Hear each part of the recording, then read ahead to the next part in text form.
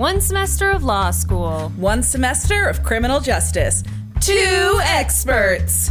I'm Kristin Pitts. I'm Brandi Egan. Let's go to court. On this episode, I'll talk about game night gone wrong. And I'll be talking about the strange, interesting, eccentric life of Michael Marin.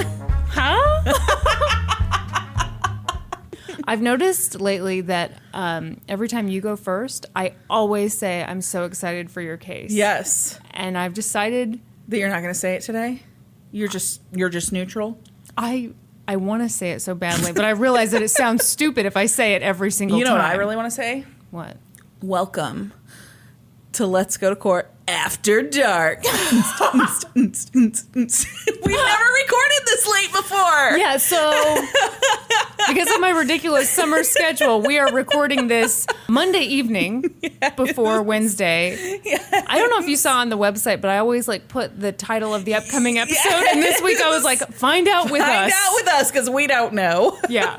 We're as surprised as you are right now. Right. Okay. So I'm going to talk about Michael Marin. I want to note right off the bat is that I pulled from this really great article by Michael Kiefer for the Arizona Republic. Really great article, and I pulled heavily from it. Okay. On May 20th of 2009, Michael Marin was on top of the world. Like, literally, he was on top of the world. He had just successfully climbed Mount Everest. Whoa. And was standing where only approximately 4,000 people have ever stood before. Whoa.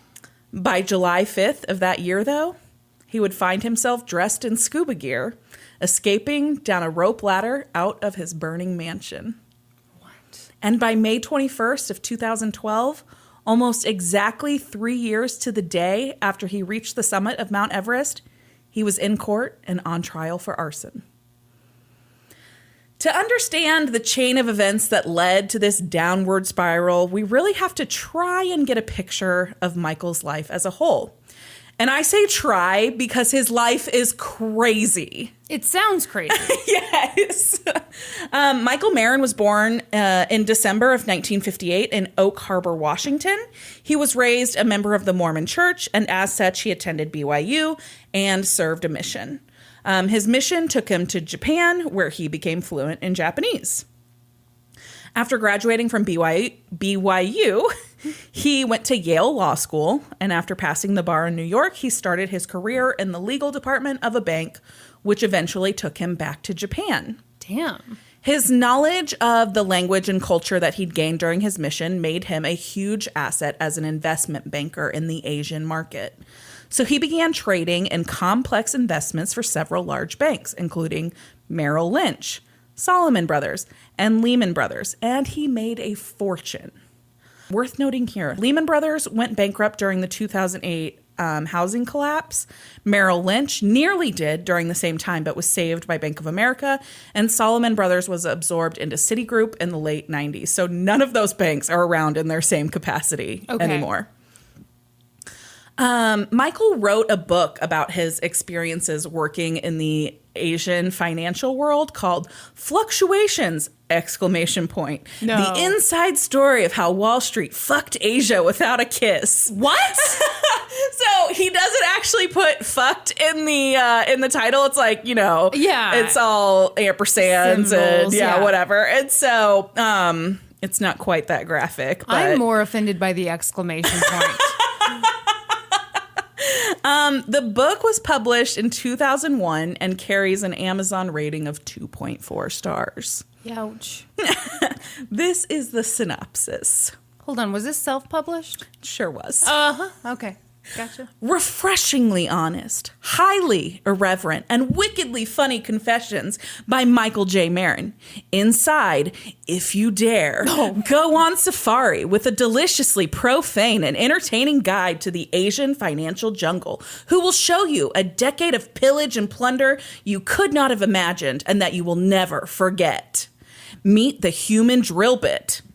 What? I don't know. Discover what really happened when Yasu Hamanaka lost close to $3 billion trading copper for Sumitomo Corporation.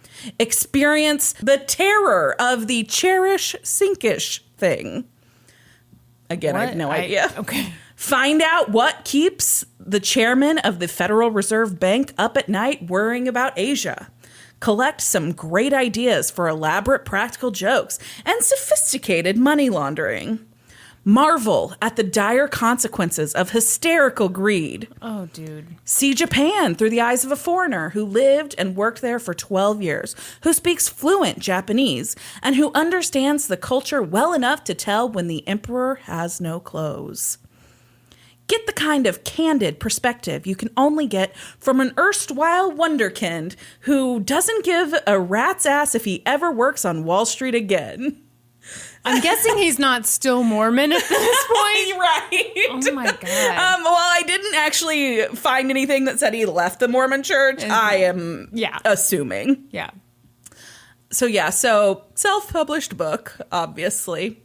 And sounds unforgettable. He wrote that synopsis again. Of course obviously. He did, yes. Marin could be described as a bit of an unreliable narrator, though, and admittedly so. The book carried a note on the copyright page that read, "This book is a complicated hybrid of fact and fiction. Virtually all of the stories and incidents are true, but in many instances, names, places, and other details have been changed or fictionalized to protect the privacy, anonymity, and safety of the individuals to whom they refer." In the book, he issued warnings to his former colleagues, boasting that he has firearms training and that if anyone tries to sue, he could unleash information that would reveal their mistresses or open them to criminal investigation. Oh my. He also admits that he will never work in banking again, given the bridges he burns over the course of the book. So that's a little bit of a picture of a part of his life. In a play he wrote later on in his life, Marin likened himself to the guy from the beer commercials, the most interesting man in the world. Oh, shut up. And by all accounts, by friend and foe alike, his life was at the very least interesting. Michael had married a woman he met at BYU, and they had 4 kids together. They divorced in 1992 after 12 years of marriage, and he'd followed his marriage up by dating a string of beautiful women. He could sing and play piano like a professional musician.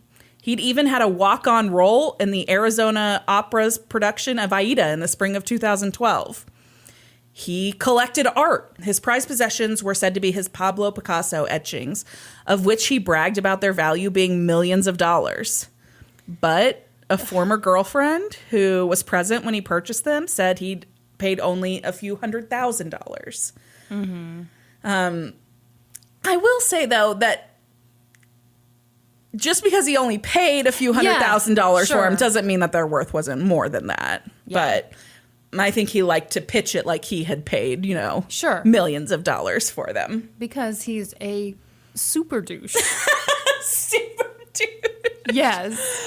So he collected art and he created art. He made acrylic busts of women and then painted and embellished them with fabrics and shells and medallions. Oh, God. Give me, those busts have just like huge cartoonish boobs. You know they did. Oh, I'm sure. Yeah. He'd owned a Cessna and given rides out at Burning Man dressed as a commercial pilot. And he'd owned a Rolls Royce. And obviously, he was an adventurer. He'd climbed the highest peak on 6 continents. McKinley in Alaska, Aconcagua in South America. Where? Aconcagua in South America. Bitch. Elbrus in Europe, Kilimanjaro in Africa. Oh, here we go. Oh, go for it. Kosciuszko in Australia. And Everest in Asia. All that was left was Vincent Massif in Antarctica, and it was on his list. It was like the next on his to-do list. Obviously, because it was the last highest peak, but... You know what I think? What? I think there could be nothing worse on Earth than being stuck in an airplane seated next to this guy. Oh, no Can shit. you imagine? Seriously. You would be like trapped to hear why he is the best person he has ever met. Absolutely. 100%. Yuck. All told together, his life seems like something imagined or fabricated. Mm-hmm. But he had the pictures to back it up. There were pictures of it all. His adventures in Asia, his mountain climbs, his time at Burning Man, even pictures of him with all of the beautiful women he claimed to date. He could prove it all. Photoshop? No, I mean, it really real? seemed that it was real. He really did all of these things. And for all of the interesting, adventurous stuff he did, he was also described, and I'm guessing that you would describe him this way, as a bit of a bully, a bit of a douche, and someone who believed he was smarter than everyone else. Oh, yeah. And someone who would never give up without a fight.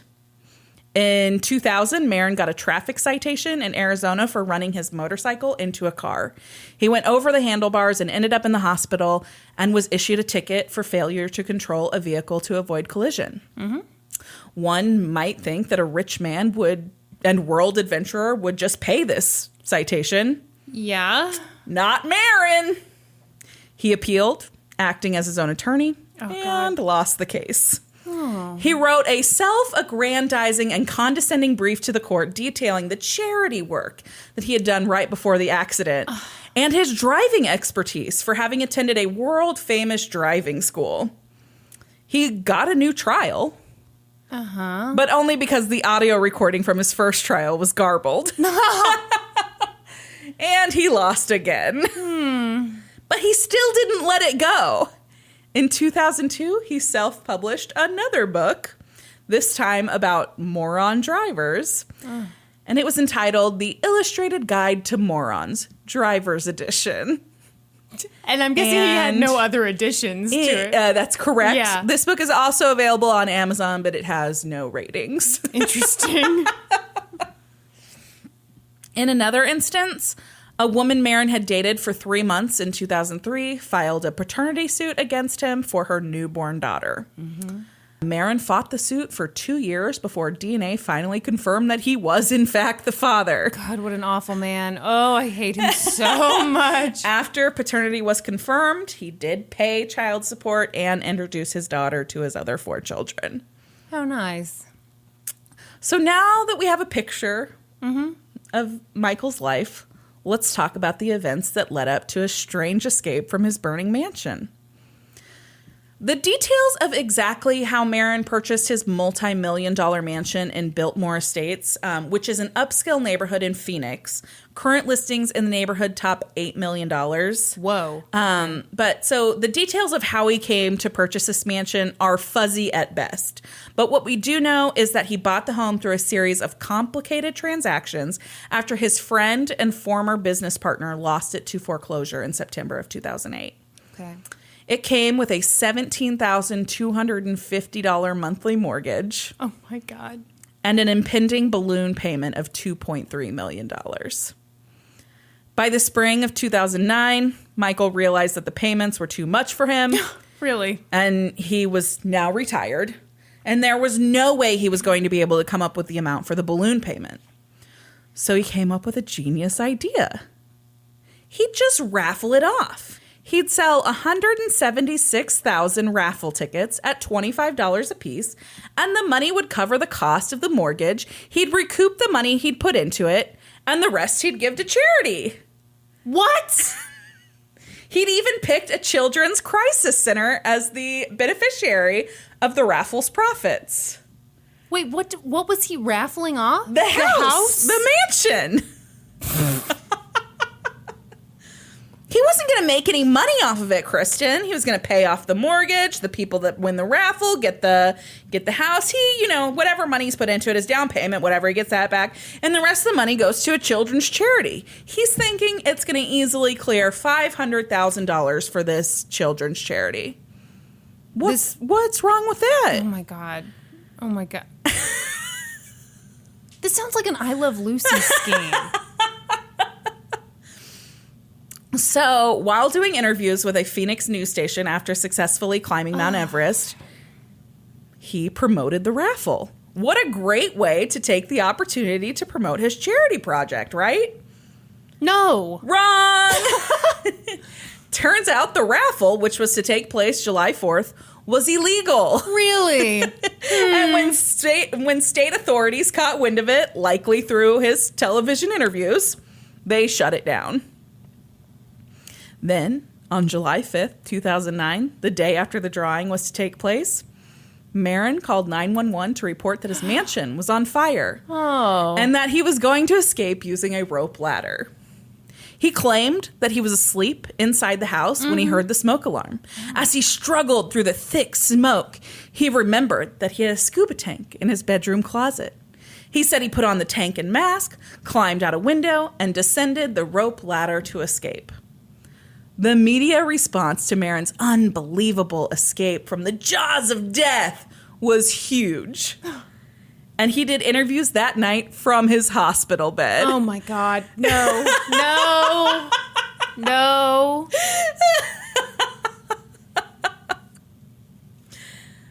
Then, fire investigators, as well as investigators from Marin's insurance company, Oh, boy. Was something fishy about entered the this? house, and what they found was shocking. I bet There it was wasn't. blood fucking everywhere. Shut up. Shut No, up. I'm just kidding. I haven't said that in a while. That was really good. I feel like we went on like a 5-episode streak at the beginning where you said the sentence, there was blood everywhere.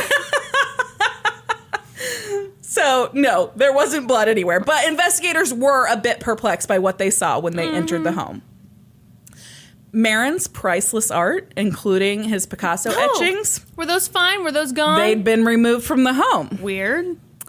as had his pet macaw, not in the home.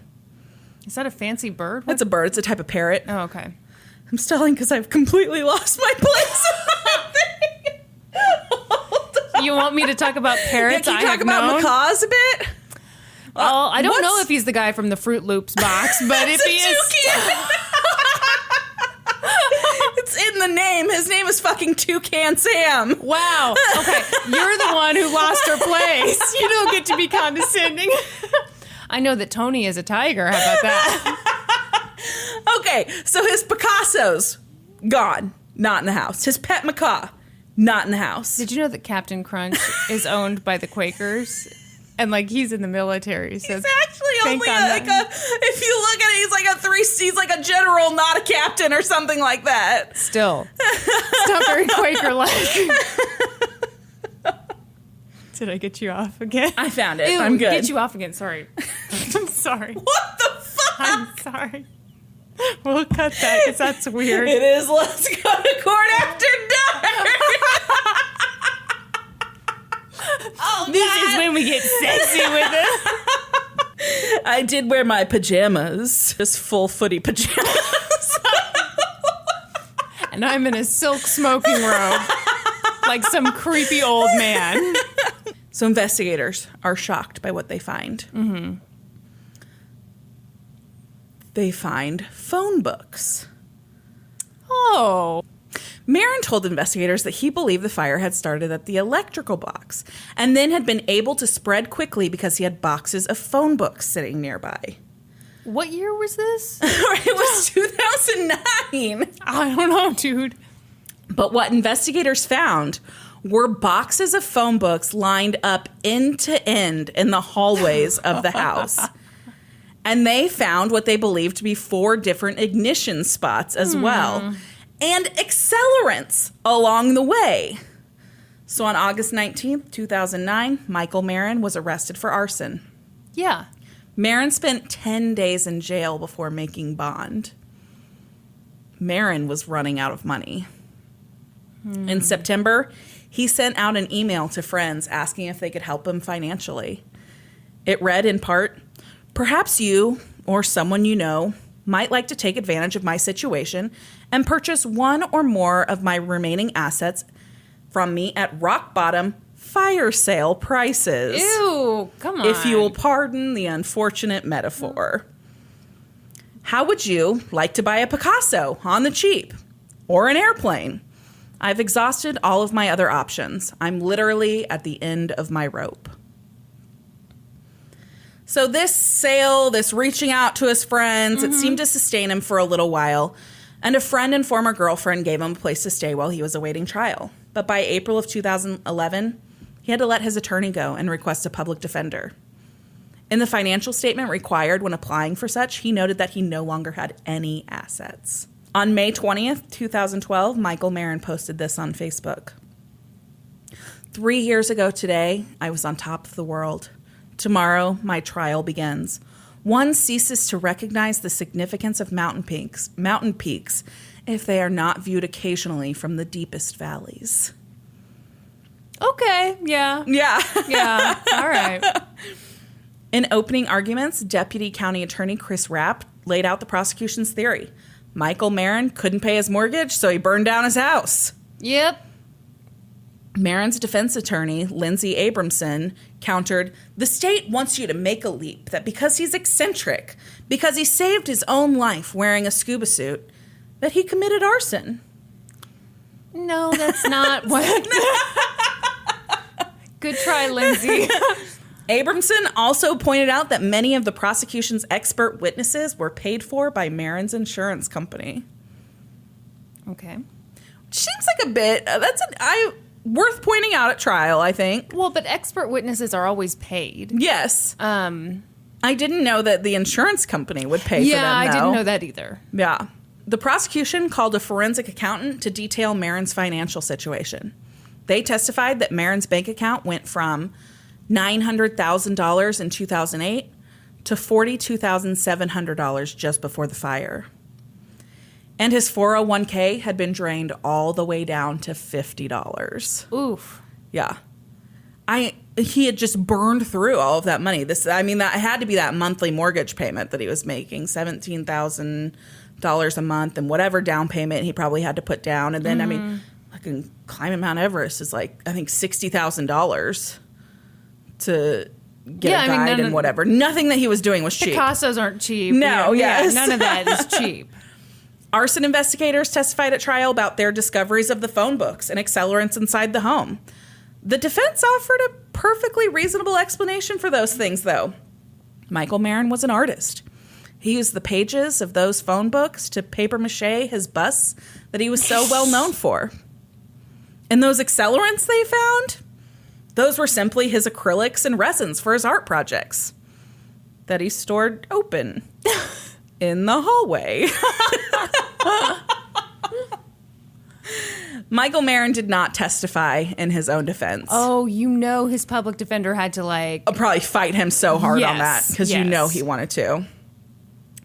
And after a few weeks of testimony, his fate was in the jury's hands. I don't know exactly when they began deliberations, but the jury returned a verdict on June 28th. At 1:00 p.m., when the verdict was to be read, Michael Marin sat nervously at the defense table. The gallery was full of curious onlookers and media. News cameras were fixed on Marin, and as the verdict was announced, guilty, he hung his head, cupped his face in his hands, and appeared emotional. Mm-hmm. He put his hand over his mouth. He fiddled with his briefcase. He took a drink of Gatorade, and then he just sat there, apparently stunned. The jury was excused, and the judge addressed counsel to determine the next phase of the trial. Because the home had been occupied at the time of the fire, though the occupant was Marin, he faced up to 21 years in prison, Whoa. While a basic arson charge carries a maximum of 10 and a half years in Arizona. Oh, okay. So it's deemed an occupied dwelling. But if you're the one in there... Yeah. I don't know. I'll be the first one to declare this guy a super douche, but that seems like way too long. Yeah. He was facing, 21 years. The prosecution had the choice to decide if they would pursue it as an occupied dwelling or not. So they're discussing this in court. 7 minutes had passed since the verdict was read when Marin suddenly gasped, collapsed to the floor, Gatorade, and began convulsing. No. Sheriff's deputies and emergency personnel, some of the same firefighters who had been in court testifying about the fire, rushed to his aid. When clear liquid began to flow from his mouth, they turned him on his side to keep him from choking. The judge sat on the bench, watching in stunned silence.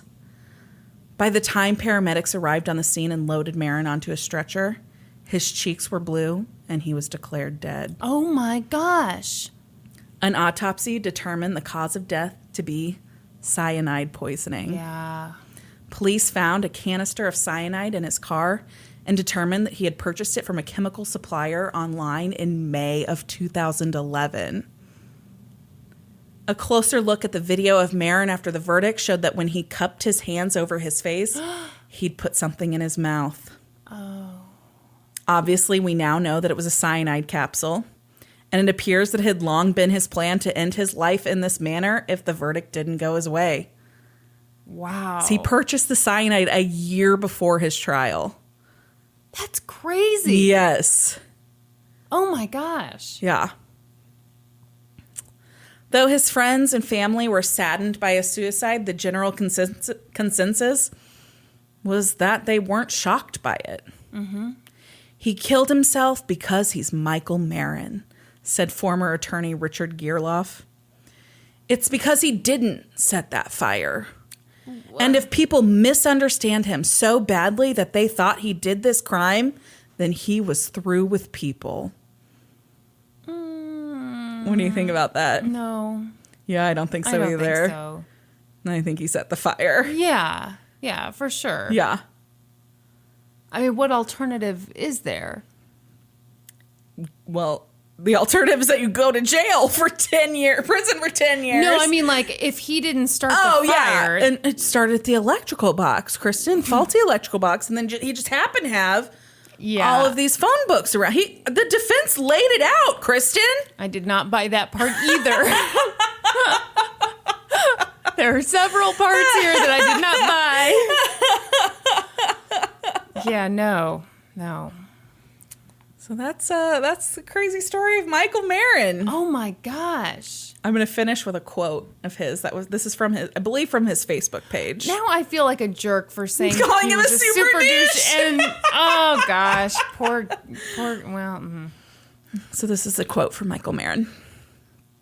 I have dared to climb the highest mountains in the world, appalling pyramids of unforgiving snow, ice, and living rock, and set my feet on windswept heights known only to the courageous and the crazy, where views far too beautiful for mere words to express dazzle the senses and touch in the soul, a paradise of peace and joy, where the horrors of half-lived lives are unfamiliar.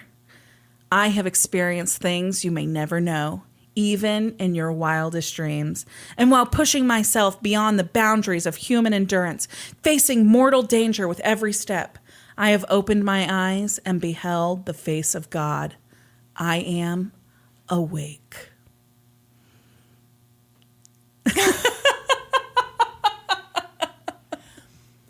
See, I feel like I could really get behind him if he'd just pulled back a little bit on the I'm so great part of that message. And if instead he'd taken some of his adventures and turned it into like, hey, this is a good motivator for not like staying in your box and being afraid. Yeah. God, why did you let me call him a super douche? And he was dead the whole time. Oh, that was a good one. That was a mess. So the only thing I knew of this case was him committing suicide in court. And I was like, I just like remembered that. I remember when it happened. And so I just like, guy that committed suicide in court. And then when I found out all of this crazy shit about his life, I was like, this guy is nuts. Yeah. Yeah. Like, I mean, if you read a book, if this guy was a character in a book, you would never believe it. And right though? Yes. Yeah. Wow. Good old Michael Marin. Super douche. God. According to Kristin Pitts. I take it back now that he's dead. Oh, regret. Okay, you ready for this? I am so ready. I've got a local one. All right. It's an old-timey local one. Recommended to me by my friend Sandy. Excellent. And she recommended this like in the first few weeks of the podcast. Oh, wow. So she was like, you know, when we had 5 listeners, yes. one of them was Sandy. And she was thinking of ideas for us. Excellent. Okay. On September 29th, 1929, 2 Kansas City couples were hanging out together. But these weren't just any couples. They were John and Myrtle Bennett and Charles and Myrna Hofman. They were wealthy socialites. They were like the big deal in Kansas City. You know, you don't hear a lot of Myrtles and Myrnas anymore. I think it's a good thing we retired those names.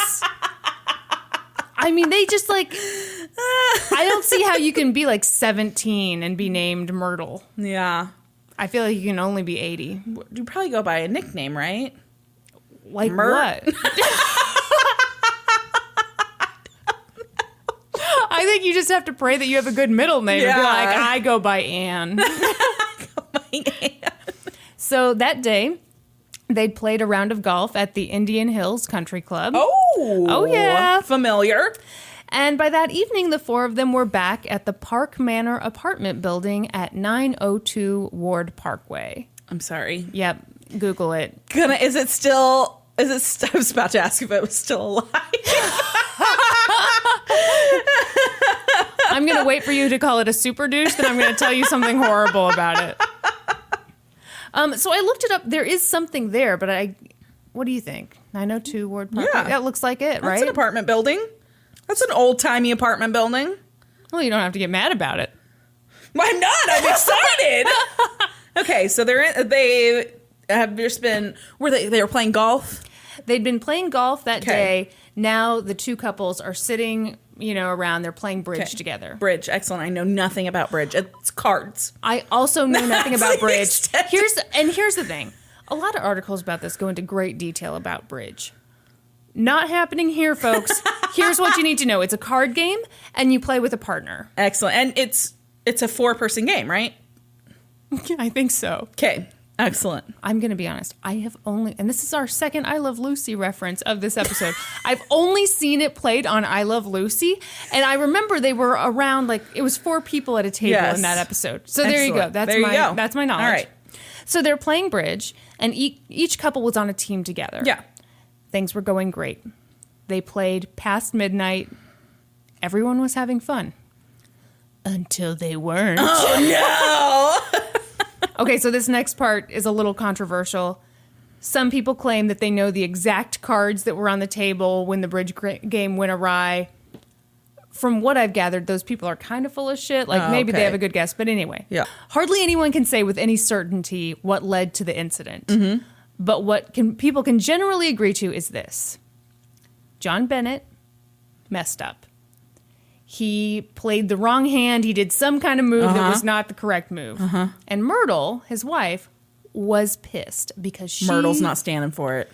She's like you. She's like competitive.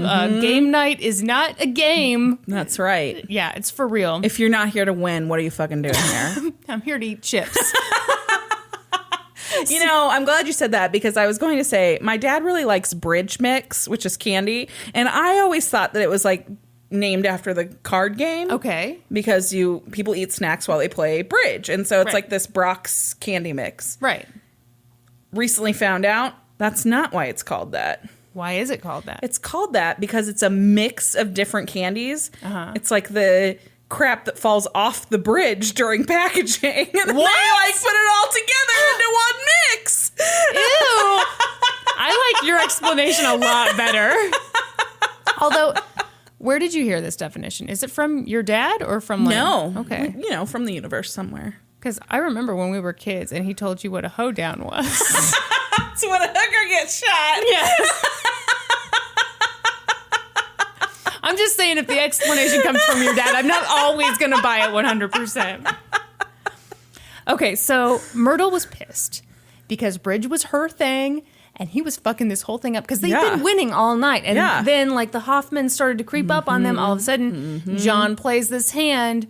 No. Fucking John. So she called him a bum bridge player. Whoa. Oh, no, she didn't. She did. So he didn't appreciate that one bit. Did he flip a table? Worse than that. Oh, God. So in the middle of this bridge game, he slapped her across the face. I believe it's 5 or 6 times. And like really hard. Yeah. Well, you heard what she said. He doesn't one time get the... What do you mean 5 or 6 times? Was he alternating hands? Was it all on one side? Was it like, you know, the front of the hand and then the back of the hand? I need more information, Kristin. I can't give you more information. I can't even tell you what cards he put down. All I can say was he starts beating his wife up over this. I mean, 5 or 6 times. I mean, he's got to be going back and forth, front and back, right? Would you have been okay with one time? I mean, your reaction is really weird. It's super weird. I don't think it is okay ever. Okay. But I'm just saying, like, you know, we've all seen it in the movies. One slap and then you're like, oh my God, what did I do? That's not it. No, this is real life. This is down here by the Country Club Plaza. So after Myrtle is slapped, she says, nobody but a bum would hit a woman. Whoa! Yeah. She's not standing down. She's like, you're still a fucking bum. Yep. Not taking it back. Then she got on the record player, played Sorry Not Sorry by Demi Lovato. Oh my God, I was taking a drink, Kristin!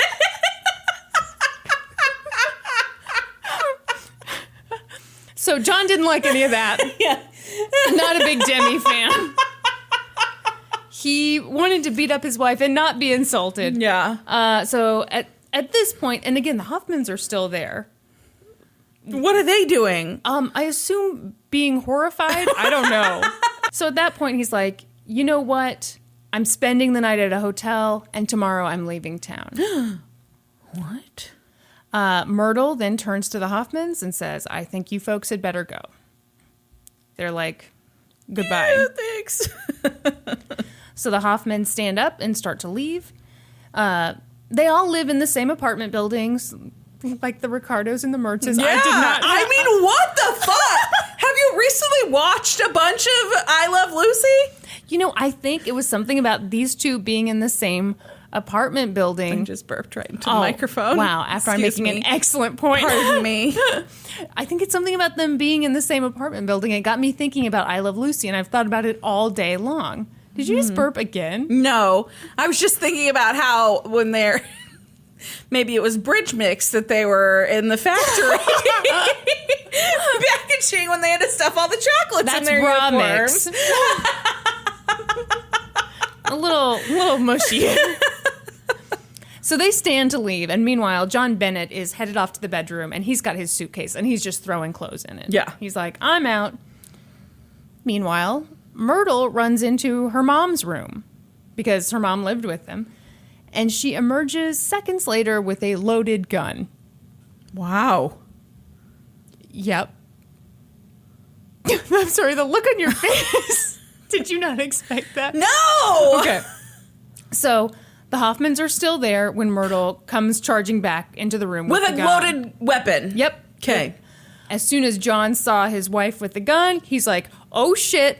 He runs to the bathroom, closes the door, and locks it. And Myrtle was like, bullets will go through that just fine. So she fires twice into the bathroom. Yes. But the thing is, the bathroom has 2 doors. So he starts running out the other door. So she starts running after him. Lost my place. Oh. How the mighty have fallen. Falling right off Everest over here. But this is just so you can see the peaks. He's a super douche now. So he exits through the other bathroom door. And he starts running down the hallway through the living room. He's trying to get to the front door. Myrtle is just as fast as he is. Mm-hmm. She comes after him, shoots 2 more shots. This time she hits him. He dies almost immediately. Oh my God. Where'd she hit him? I believe like in the back and maybe in the armpit. Okay. So that's a crazy story, right? Her trial was even crazier. Oh my God. Shortly after John's murder, Myrtle. Whoa. Myrtle the murderer. Myrtle the murderer. She could be a turtle or a murderer. So she was arrested and charged with first-degree murder because, duh. Yeah. She'd shot him, and at the time of the shooting, there was one witness. It seems like Charles was still in there, and Myrna had, like, pieced out. Myrna as was soon like, as she I'm saw getting the gun. fuck She was out of like, here. Goodbye. Yeah. But here's the thing. Myrtle was crazy rich, so she could afford Kansas City's best attorney. We've talked about him. James A. Reed! Yes! Yes! So we've talked about him before on the podcast. Former Kansas City mayor, former senator, major guy, and nowadays a major Road. Kansas City Boulevard. James A. Reed. So there are a couple different theories as to why James A. Reed took this case. I'm not going to get into all of them, but one that I thought was really interesting was that he really wanted to become president. And spoiler alert, it doesn't happen for him. For those of you who don't know your history very well, I think at one point he actually contended for the Democratic presidential nomination, but obviously never got that either. Yeah. So here's the thing. He wanted to become president. He needed to secure the Democratic Party's nomination. But the thing is that he had been really against women's right to vote. Ooh. Oopsies. And then a lot of women became Democrats, so... Kenny came back to bite him in the ass. Those bitches. So, women get the right to vote, and he's like, oh, boy. So some people believe that he defended Myrtle in this case where her husband was abusive in an effort to gain favor with women voters. Okay. So this whole thing was a massive spectacle. First of all, you've got James A. Reed, and this was believed to be his last trial. So students at the Kansas City School of Law skipped classes to attend the trial. And of course, really, that's a better education anyway, so. I would think so. Yeah, they should have gotten credit for it. Yes. Let's write them a letter to the law school that either doesn't exist or has been absorbed into UMKC. Yes. Yeah. I would assume that it was absorbed into UMKC. Yes. So that's really what this podcast is, just us making assumptions about shit we don't know about. Usually about Kansas City. Usually. We try to keep it local. That's right. So, of course, a lot of Kansas City's social elites wanted to come watch the trial. So they showed up in their furs and, top hats, monocles. Just Mr. Peanut was there, the Monopoly guy. was hanging out next to him. They're there, But few people know that they're both from Kansas City. That's not true. If we get a chip on our shoulders Everybody about knows Kansas City, it. We just start making up famous residents. So this made international news because at the time, bridge was insanely popular. Yeah. So this became kind of like one of those stories that everyone talks about and jokes about. Yeah. Newspapers would call in bridge experts to speculate about what might have been the fatal hand. Oh my gosh. And again, even though it's pretty clear that no one could truly remember the right cards because it was overshadowed by a fucking murder. Yeah. Experts would just either speculate or just make shit up. And there were tons of people out there being like, well, if only he'd played it this way, then he might be alive today. Just ridiculous stuff. So the whole world is watching. Yeah. James A. Reed is ready to go. He wants another win. And he knows that jury selection is going to be crucial. Yeah. He had this huge uphill battle. The jury was going to be all men. But he needed certain types of men. Really? That's the way to go? Male jurors? Well, okay, the article I read made it seem like it was pretty much a guarantee at that time that it was going to be only men. All right. But anyway. I think you want a bunch of women with bum husbands. Right? Or women who were really competitive bridge players. So for 3 days, he studied and questioned the jurors all with an eye for which man might be more sympathetic to a widow. Okay. And which one could be more persuaded by him. Sympathetic to a widow? She's only a widow because she murdered her fucking husband. Well, but if you look at it through the lens of she's been abused. Okay. Wow. No? Nothing? You wouldn't be on the jury, I can tell you that. So, he was about to put on a show for these people. Okay. Before the trial. I did forget that he slapped her 6 times. Yeah, and that was not like his first time slapping right, her. yes. Just to clarify, I'm not condoning spousal abuse. Brandi. I'm also not condoning shooting your husband. So before the trial started, he was like, Myrtle, I need you to look the part here, buddy. Are you going to tell us what she wore? You know what kills me? I could tell you in great detail, but I cut those out because I thought, I can give you the basics. You're just going to make it up right now? No. Oh, okay. She wore alligator pumps, black. She Yes. wore all black. Yes. She's in mourning. Her husband died. Yes. She murdered him. She, from what I could tell, it was high-end black clothing, but like the selections were very conservative, maybe to the naked eye. Did she have a hat on? Of course she had a hat on. Yeah. It's 1930. What are you thinking? It was like a cloche hat or... I believe it was a beret. Oh, all right. I really should have written this down. I did not think you'd be interested. I'm very interested. Clearly, you are. I'm not even sure why. It's like it's coming from inside me.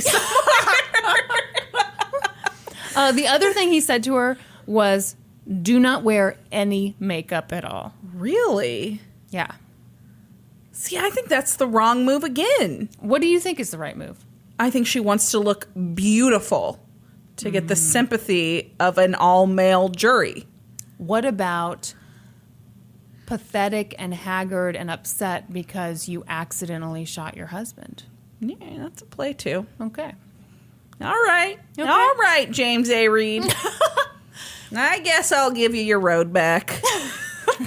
I was going to rename it. Yeah, what were you going to rename it? Brandi Egan Boulevard? Yeah, doesn't that you've got sound a better good? idea. It does actually sound pretty good. So the other thing he told Myrtle was, hey, if you feel the need to cry, go for it. Let loose. Yeah, do not hold back those tears. Yeah. So the prosecutor is James A. Page. That's just confusing. It's like they had a shortage Of names? Yes. Last names, they're good. First names, no.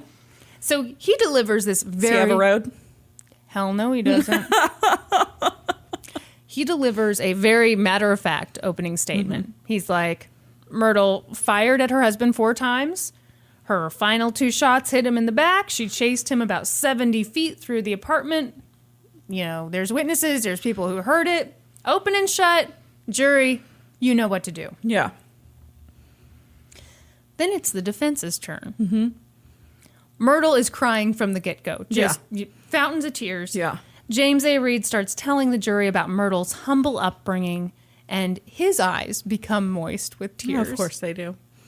What? Are you not affected? James A. Page, much like you, is looking at this, and he's like, come the fuck on, dude. So he stands up, and I'm going to read you the exchange. Page, I object. Whether she was destitute has nothing to do with this case. Then Reed says he's just trying to show something about his client's history. Page, I don't want him standing there trembling, tears in his eyes, talking about the defendant being destitute. Reed, maybe you would tremble too if the facts of this woman's life were... Page, I'll tremble because the defendant shot her husband in the back. At this point, everyone is riled up, and the judge is like, everyone chill. But everyone did not chill. Oh. Reed keeps up with this long history, and Paige is like, look, if we're going to hear her entire life story, then I want to tell her husband's entire life story. Let's make this fair. Meanwhile, Myrtle and Reed are just like bawling their eyes out. Oh my God. And at one point, Reed turns to Myrtle, and he's like, Myrtle, remind me, how long did you work as a stenographer? And she's like, about 3 years. And Paige is just pissed. He's like, are we on Broadway right now? This is ridiculous. So he objects again. Paige asks the judge if they could pause so that they could give, quote, counsel for the defense and his client a chance to finish their cry. So at that, Reed turns to Paige and goes, Jim, I just can't help it. I'm not trying to be emotional. I wish I could be as cold-blooded about it as some in this courtroom. Wow! This trial was ridiculous. Oh my It was gosh. so over the top. From there, Reed laid out a very interesting version of the facts of that night. Here's what he told the jury. He said that the two couples were playing bridge. And at a certain point in the game, Myrtle went into the kitchen to prepare John's breakfast, quote, as she always did, and as any wife should.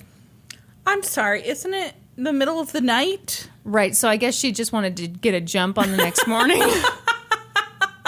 Okay. What's up, Brandi? You smelling some bullshit Yes, with this? I am. Hey, just as any wife Must should. smell a little apple cider vinegar. Oh my God. Everybody, I'm drinking water with lemon and apple cider vinegar because I hate myself. It smells like a foot and it tastes like one too. So when she finished, she came back into the room and the two of them argued over the game. And that's when John slapped her several times. And, you know, Reed was like... Any more details about that? Front, back, side to side? The detail he included was he slapped her really hard. Okay. All right. And he said that he was going to abandon her. Like, this is permanent. I'm done with you. Mm-hmm. Then he ordered Myrtle to go get the gun from her mom's room. What? Brandi, why are you making that face about this perfectly logical That doesn't story? make any fucking sense. What time do you have to leave to go fix Zach's breakfast? Because I'm going to fix Norman's any minute now. You know, as any wife would. I was like, what the fuck? I don't have to leave it any time. That was good. So, yeah, he orders Myrtle to go get the gun from her mom's room. And I did not write this part down, and I regret it immensely. But, like, he made some mention of the fact that, like, Myrtle was not comfortable around guns. She didn't know what she was doing with guns. Mm-hmm. The only reason her mom had a gun, and I should have quoted this because it's fucking insane, but he said something about how, like, she grew up in Mississippi, and I'm quoting here, around colored folk, so she knew how to use a gun or some bullshit like that. That makes perfect sense, Kristin. We have a road after this man. So Reed said, you know, he's telling the story to the jury. Crying, Mrs. Bennett obeyed, as she was in the habit of doing when her husband asked her. So picture it. Here's the scene. She walks into her mom's room. It's dark. She's sobbing. She's being a great wife. Then Charles Hofman steps toward her. She's startled. She stumbles. And oopsie, the gun accidentally discharges twice. Uh-huh. So then John, the husband, comes toward Myrtle because, you know, he wants to comfort her and get the gun away from her, and because she clearly doesn't know how to use it. So at this point, James A. Reed and his co-counsel get up together in front of the jury, and they act out how the accidental fatal shots could have occurred. And so they're doing like this weird twisting kind of wrestling thing with one of them trying to get it. Mm-hmm. And, you know, that shows how Myrtle's hand could get twisted, and oopsies, the gun could go off fucking twice. Shit. I'm not buying this, James A. Reed. Oh, Brandi, what part do you not agree with? All of it. So pretty soon they start calling witnesses, and the prosecution has witnesses who heard the shots and the scuffle. Like, there were people below and, you know, people to the side, blah, blah, blah. And they supported this theory that Myrtle had chased John down. But their most important witness was Charles Hofman, who'd been present for the whole thing. Yeah, well, he was there for the whole thing. What's he have to say? Funny you should ask. So Paige calls him to the stand, but pretty soon Paige is getting angry. He's like, dude, you're not telling the same story you told police the night that this happened. This version you're telling is much more favorable to Myrtle. So they kind of go back and forth, and I couldn't find any exact information on how his testimony changed, only that it became more sympathetic to Myrtle. Yeah. But essentially, when he took the stand, Charles talked a lot about John hitting Myrtle and Myrtle crying. And Paige was like, this is really bad for my case. Yeah. And at one point, the jury had to be removed because Reed and Paige were arguing so much. Gosh. Reed was like, look, dude, you asked the guy these questions. He answered them. Mm-hmm. Sorry, you're not getting the answers that you want to hear. And then he took out Demi Lovato.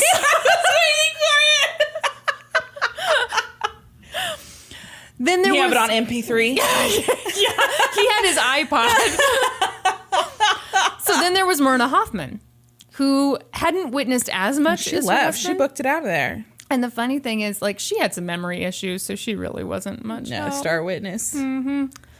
So these two key witnesses have sort of like morphed into defense witnesses. And then Myrtle takes the stand. And she just cries. And she cries so hard and is so sympathetic that a lot of the women in court started crying with her. Wow. And I think a lot of it was like talking about this was not the first time he hit me. He was abusive, you know, all that. She told the jury that she knew nothing about guns, that her husband hit her regularly, and that night she was afraid for her life. Prosecutor Paige stands up. And he's pissed, of course, and he starts asking her all these really pointed questions. And she's like, what? I don't know. It was an accident. I was in a fog. I wish I had died. She could confirm that the gun went off 4 times, but she couldn't tell him how or why or where or any of that stuff. Things were not looking good for the prosecution. Looking pretty good for Myrtle the murderer. So a coroner conceded that John could have been killed in the scuffle that Reed and his co-counsel had theorized. You know, it wasn't totally out of the question. Mm-hmm. And a policewoman, which, holy crap, policewoman. I know. Wow. I feel like that's what this story should be about. Yeah. Confirmed that Myrtle's husband... Be a short story. There was a woman. There was a policewoman in 1929. So a policewoman confirmed that Myrtle said that her husband threatened to leave her that night and that, yeah, she seemed distraught. You know, so it could fit with this accidental theory. So James A. Page is sweating. Mm-hmm. I stopped myself from saying sweating balls. So then he calls a surprise witness, which I thought could only happen in movies. Yeah, who's the surprise witness?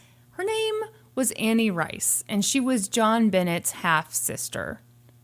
So... The fuck's she gonna testify about? You're about to find out. First of all, Reed was like, no way, no way, no way. The judge is like, I'll allow it. Is that what he said? That's what he said. So Annie Rice takes the stand. And she talks about how she met with Myrtle a few weeks after the murder. Here's what she said. I said to her, Myrtle, you told Brother Tom when he went to see you that you didn't know why you did it. But you do know why. Paige. What did Mrs. Bennett say? Rice. She said, nobody but me and my God know why I did it. But I'll tell you, Annie, when this is all over, then you won't feel so bitter about it. The fuck's that mean? See, I don't know quite what to make of that. Whether that means I'll tell you about how abusive he was to you. Yeah, that's what that sounds like to me. But the bottom line is that it seems pretty clear from that it wasn't an accident, right? Yeah. Like, once you know more, you won't feel so bad? Yeah. Maybe. I don't know. I don't know that it's a big help to either side, though, really. Well, the bottom line was that it was deemed to be the most damaging to the defense. Even though I agree with you, I don't see how that could be so bad for anybody. Yeah. Or so good for anybody. No. But Reed was upset about this. Reed was worried about it. So he gets an idea. He stands up. I love this, by the way. Walks over to a spot about 10 feet from the witness stand. Then he starts shouting. He says, how close was she to you when she said that? And Rice just kind of looks at him kind of strangely. So he shouts again. She fucking deaf? Did you hear my question? And Rice was like, I can't hear you. Can you repeat the question? So he did, and this time he's even louder. How close was she to you when she said that? And she's like, oh, okay, yeah. She was about as close to me as this gentleman, and she points to the court stenographer. And then she goes, I'm sorry. I'm a little more deaf than normal. I have a cold. So Reed had this huge grin on his face, and he's like, no further questions. That's like a fucking movie scene. I know. It's so good. Oh, my gosh. So this trial lasted 11 days. The jury deliberated for 8 hours. They found Myrtle not guilty. Wow. Yeah. The jury had reasonable doubts as to whether Myrtle set out to kill her husband that night. They believed it could have been an accident. What? I'm a bit surprised. Really? Yeah. I don't know. I don't think it was an accident. I do believe that she was probably abused. Yeah. But I think that after a certain amount of abuse, you can snap. Yeah, I don't know. I feel weird about it. Do you feel weird about it? Yeah, I do feel weird about it. So after I don't feel upset that she wasn't found guilty, but yeah, I do think she probably knowingly shot her husband. It makes me wonder, like, what outcome would we get today? Yeah. I feel like we understand more about domestic violence now. Yeah, and I also feel like you would go a different way on defense. Yeah. Nowadays. You'd still shout from 10 feet away. That's right. Absolutely. Because that's just good court TV. It is good. So after the trial, Myrtle and her mom... Scratch my arm right into the microphone here. Jesus Christ. Sorry. So after You petting a crocodile over there? What are you doing? That was the loudest scratch ever. It still itches. Do you want to go for it? No, I'm fine. I don't even see anything. It just itches. I'm allergic to this story. So after the trial, Myrtle and her mom left Kansas City. Because at this point, they were like celebrities, and they were the worst kind of celebrities, so they didn't want to stick around. They went to New York City, where they were just kind of faces in a crowd. Why are you looking at me like this? I don't even know how to feel about it. Okay. After World War II, Myrtle became the executive head of housekeeping at the Carlisle Hotel in New York City. Unbelievably, she spent a lot of her time playing bridge with hotel guests. Wow. She never discussed her past. When she did, it was always like very vaguely and, not saying much. When she retired, she moved to Florida. She never remarried and actually grew even more wealthy over time. As she got older, she fought regularly with her family. She didn't like that they had opinions about her money or whether or not she should live independently. In the last 5 years of her life, she changed her will 3 times. She died in 1991 at 96 years old. Her estate was worth more than $1 million. But in her will, she left less than $4,000 in assets to her heirs. Wow. Would you like to know where the vast majority of her money went? Yes, I would. Most of her money went to Helen Fugina and Mary Jacobs, 2 nieces of her first and only husband, John Bennett. Wow. And that's the story of the bridge game murder. That is nuts. Isn't that crazy? What the fuck was going on in Kansas City in the 20s and 30s? Corruption on corruption on corruption. That's what. Yeah. It's amazing we're here today. Isn't that crazy? That was amazing. I loved that. Does it make you think about the next time you and Zach play games together? Zach doesn't play games with me. Why? Because he had a bad experience? He thinks he's going to be shot? Too competitive. He's just trying to save his own life? Might be.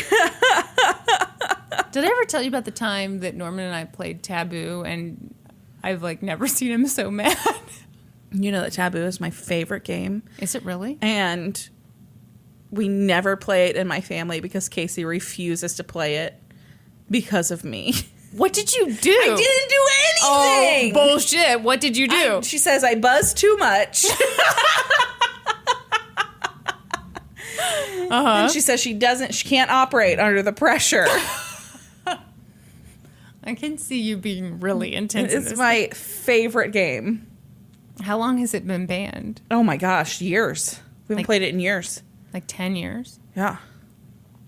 Maybe less than 10. Let me maybe ask like you 5 a years. question. Okay.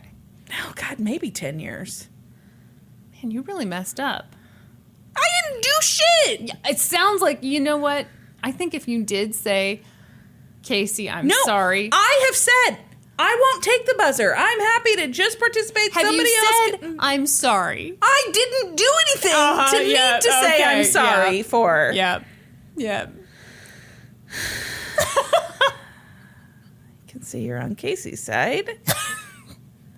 You super competitive people are, like, you're scary in games. Keep the handguns away from you. They're going to accidentally discharge into us 4 times.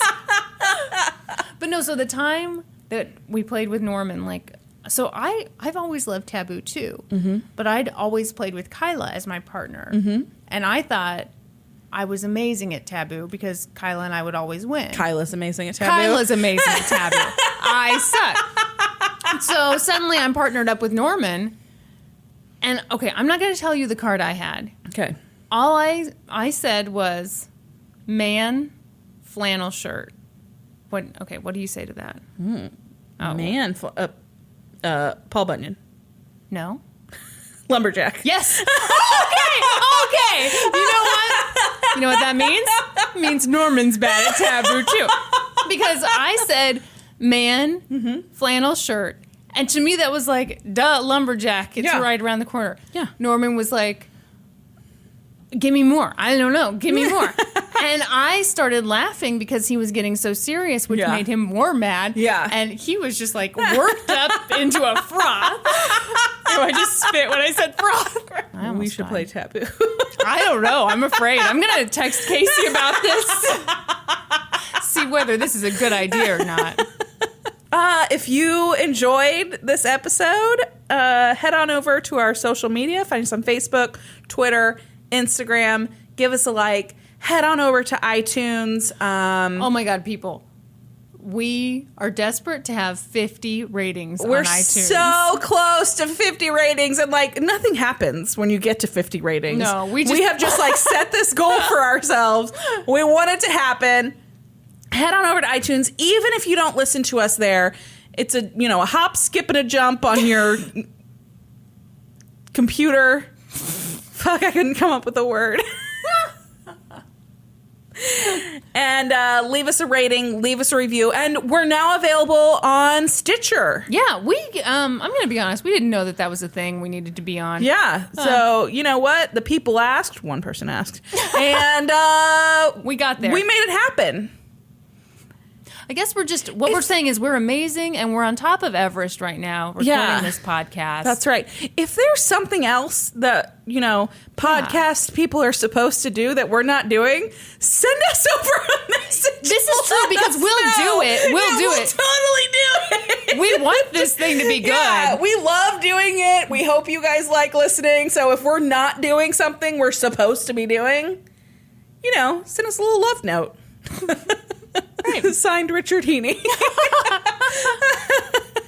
And then join us next week when we'll be experts on 2 whole new topics. Podcast adjourned. And now for a note about our process. I read a bunch of stuff, then regurgitate it all back up in my very limited vocabulary. And I copy and paste from the best sources on the web, and sometimes Wikipedia. So we owe a huge thank you to the real experts. For this episode, I got my info from the Jackson County Historical Society Journal, the Morning Chronicle, the book The Devil's Tickets, A Vengeful Wife, A Fatal Hand, and A New American Age, and oh my God, that's the longest title ever, and fucking shit. Finally, Wikipedia.